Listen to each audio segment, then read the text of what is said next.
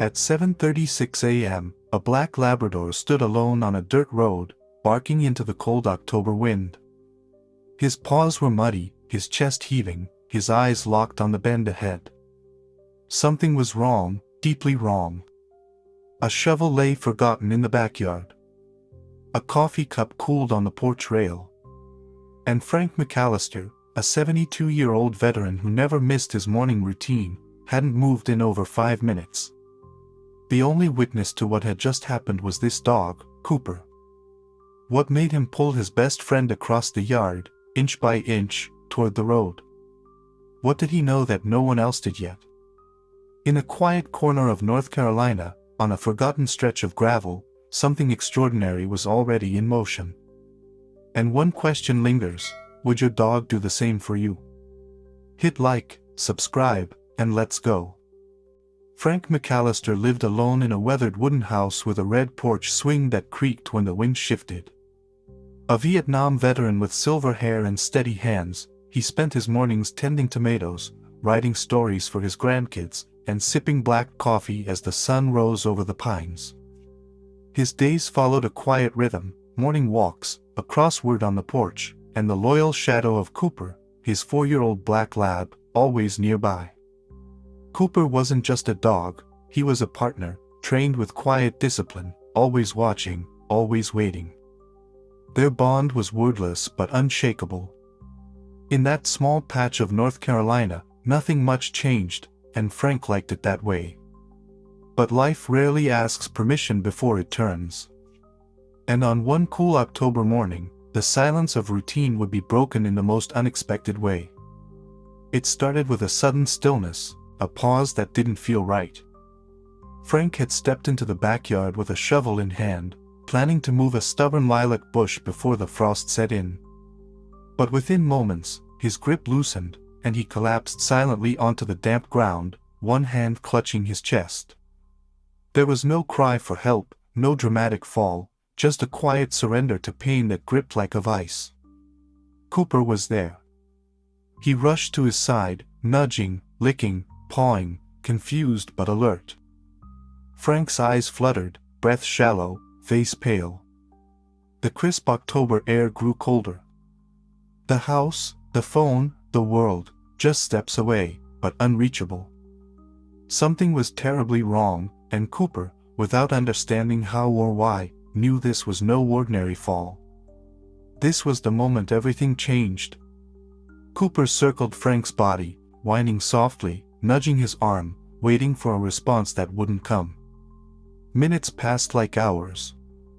The sky above was still soft with morning light, but on the ground, time had thickened into dread. Frank's eyes were open, but distant, his lips faintly blue, his breaths shallow and irregular. The breeze carried the scent of pine and damp earth, but also something colder, more final. Cooper barked once, twice, nothing. He paced toward the porch, then back, torn between staying and searching. His instincts, trained but never tested like this, screamed urgency. He tugged at Frank's jacket, then again, harder this time. The grass resisted. The weight was too much. And yet, there was no one else coming. Just the empty dirt road, the silence of the woods, and a clock ticking louder with every heartbeat that failed to come. Cooper didn't stop. He pulled again, this time with raw determination, teeth clenched on Frank's jacket sleeve, dragging him inch by inch toward the gravel road. The ground scratched his paws, his breath came in bursts, but he didn't let go. 5 feet. Then 10. Until the edge of the yard gave way to the road's loose stone. And then, he bolted. Into the middle of the lane, barking wildly, spinning in circles, stopping only to lie flat in the path of any oncoming car. It was instinct, desperation, and love in one motion. And just when the silence felt unbearable, tires crunched on gravel. A white sedan rounded the bend. Inside, Clara Bean, a local nurse just off a 12-hour shift, slowed at the strange sight. A lone black lab, staring straight into her headlights. Hope had found its way through the trees. Clara slammed the brakes and jumped from the car before it had fully stopped. Cooper didn't move, just turned and bolted toward the ditch, where Frank now lay motionless, lips pale, eyes fluttering. Clara's training kicked in. She checked his pulse, faint, thready.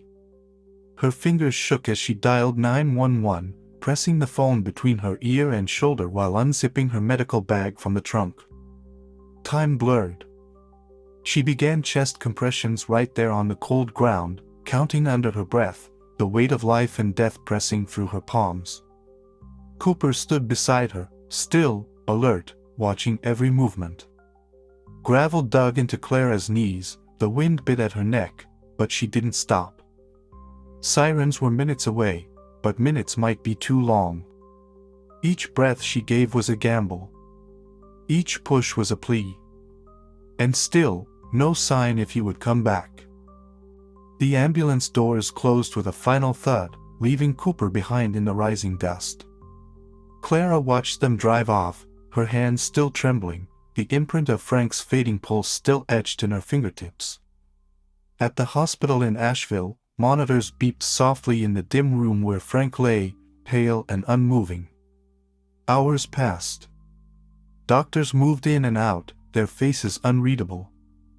Cooper waited too, by the hospital entrance, brought there by a neighbor, eyes fixed on every set of doors that opened, every stranger who passed. He didn't lie down. He didn't eat. He just watched.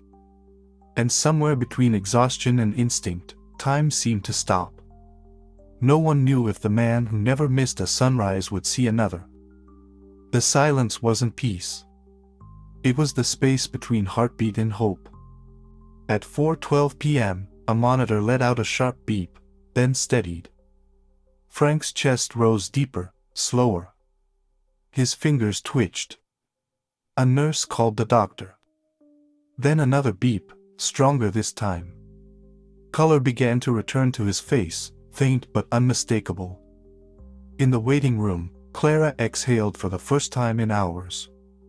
Downstairs, a volunteer opened the doors, and Cooper padded in, led by a leash that no longer mattered. When Frank's eyes fluttered open, the first thing he saw was black fur at the foot of his bed. The dog didn't bark, didn't move. Just stood guard, breathing in rhythm with the machines. Frank was alive. Against time, distance, and odds, alive. No medals. No speeches. Just the quiet triumph of one loyal heart refusing to give up. Weeks later, Frank sat once again on his red porch swing, a blanket over his knees, Cooper curled at his feet. The lilac bush still waited, untouched. His shovel leaned quietly against the railing. Life hadn't returned to normal, it had deepened. Every breath now felt borrowed, every sunrise a private gift. Frank no longer rushed through mornings or skipped pages in his journal. He wrote slower, noticed more, loved harder. Cooper had become more than a companion, he was a reminder. A reminder that help can come without words, that love can be measured in paw prints, and that sometimes, survival depends not on strength, but on loyalty. Not all heroes wear uniforms. Some wear fur and wait for us to fall, just so they can help us rise. And somewhere out there, another story like this is already beginning. Some stories stay with us not because they're loud, but because they're true. Frank and Cooper's bond wasn't made in a single moment, it was built over years of quiet mornings, muddy walks, and unspoken trust. On that October day, it saved a life. And maybe, just maybe, it reminded us what loyalty really means. In a world that often rushes past, this was a pause worth remembering. If you've ever looked into the eyes of an animal and felt understood, this story was for you. Thank you for watching. If it touched you, share it with someone who needs a reminder that goodness still lives in quiet places. Hit like, subscribe for more real stories like this, and tell us in the comments, what would your dog do if it came down to one moment that changed everything?